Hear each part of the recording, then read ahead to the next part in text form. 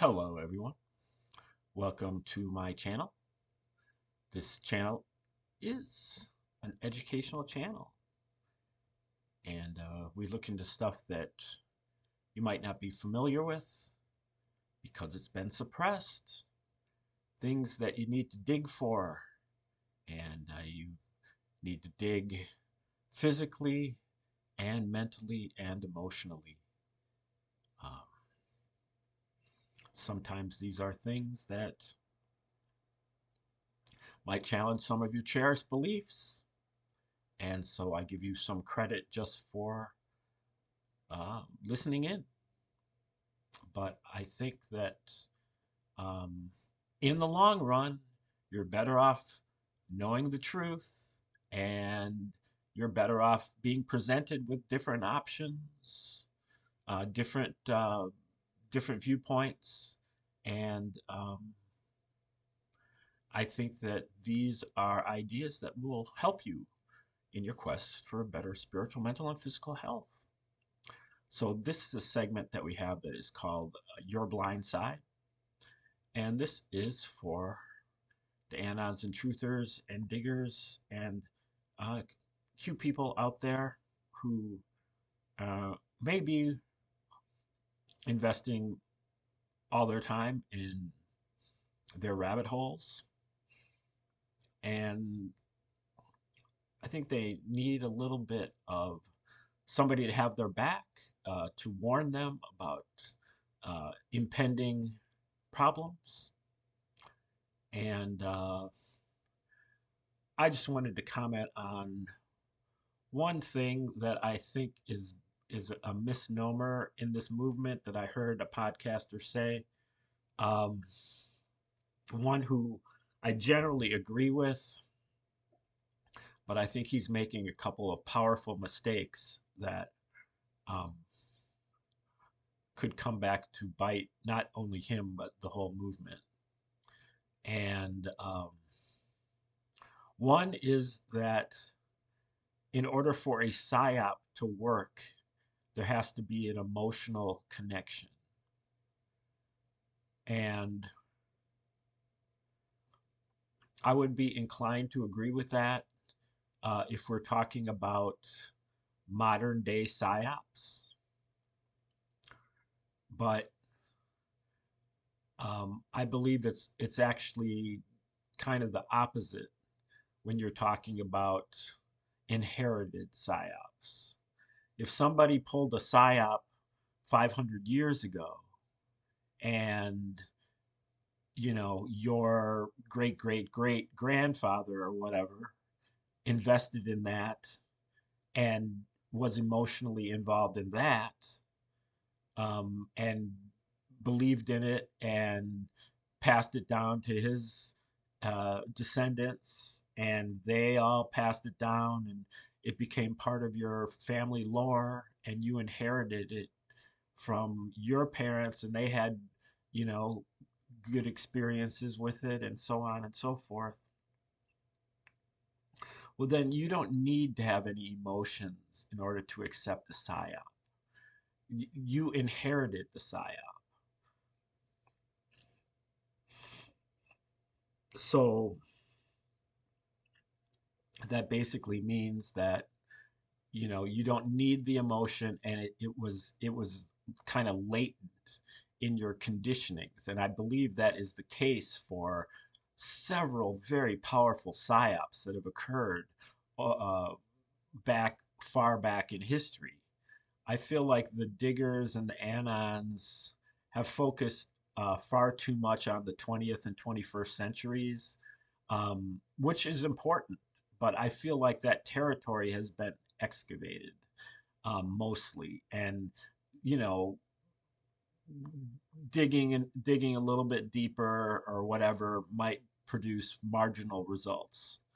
But right now, I feel like it's way more important for the Patriots to redeploy themselves into digging in on really what are their cherished beliefs and values. Um, because you know whether you've examined them or not. you know whether they have um, gone under scrutiny or not. Most likely they haven't. Um, and I can tell because um, you can see that there is an implicit thing in this movement where people give a free pass to certain belief systems, and that it's kind of an unwritten rule that these things can't be questioned. Um, and it's kind of like, how dare you question this kind of thing? And oh, I'm real upset about that being questioned about this, and this is a matter of my faith. Um, no, it isn't. Uh, these are matters of evidence. You know, faith is okay if there's no evidence either way. Um, but when the evidence leans one way or another, then I think you have to go with evidence or lack thereof. And, you know, just our religious books, the New Testament and the Old Testament, we got to get rid of those. They're one is a psyop, one is completely out of context. Um, the Old Testament is historically accurate and maybe even very accurate, but it's not a religious book. It doesn't have any religion in it. The characters that they call God that they translate as God, which is really Elohim, meaning from those who came from above, and it's plural, but that gets translated as God.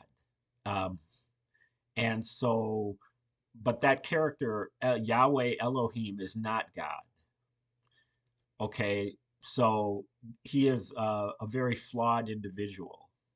He's an individual, maybe of a more powerful race of people from God knows where, but he's not God. He's God with a small g. The God with a big G was replaced in the first chapter of Genesis. And then we have Yahweh Elohim, who is somebody else.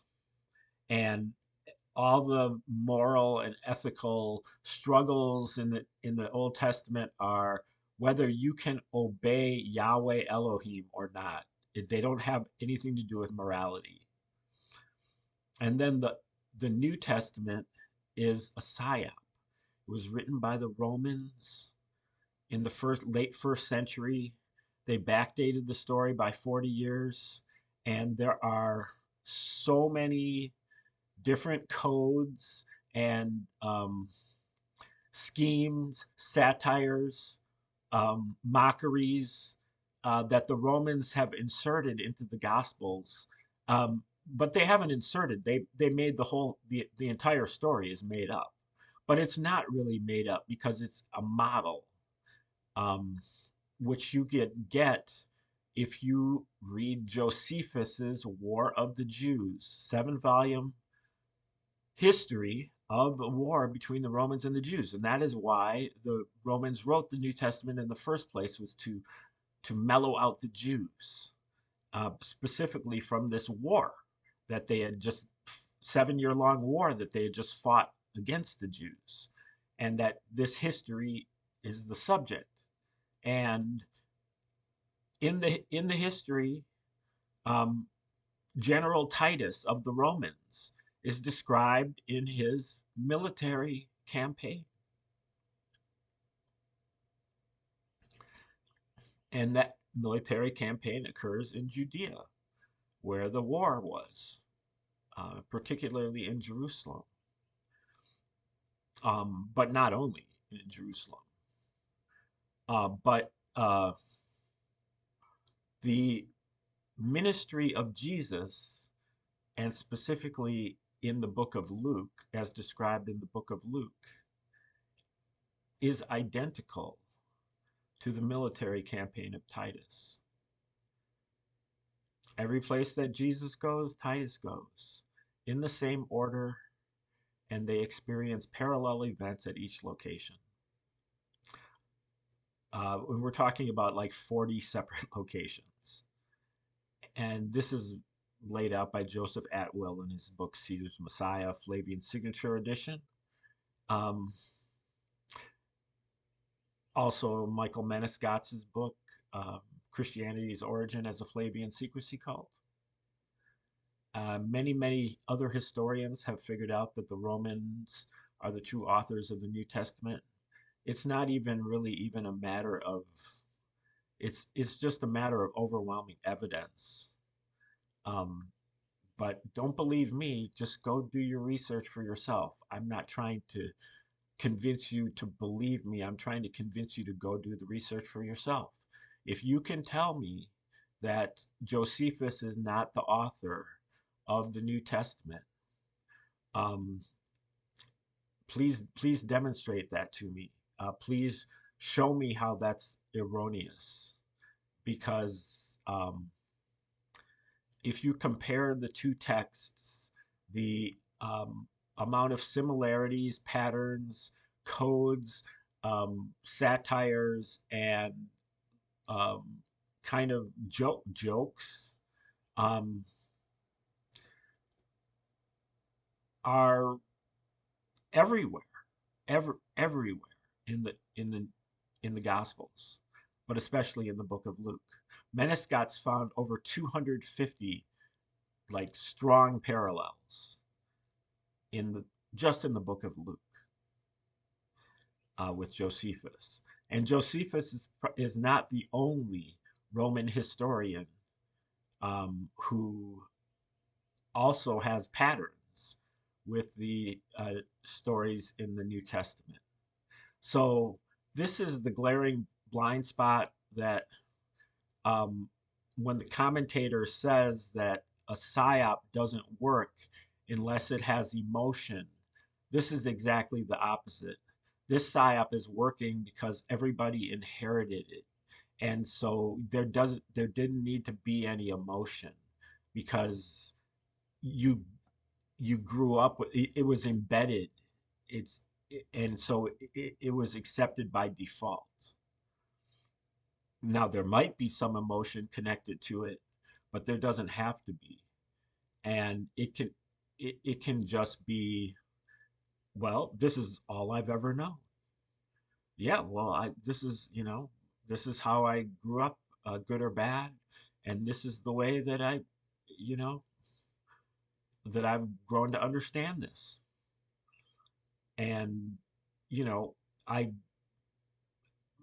I the movement itself never ever, as far as I've seen, have questioned the origin of the New Testament. It's just taken as the word of God, and that's not good enough um, for a truther.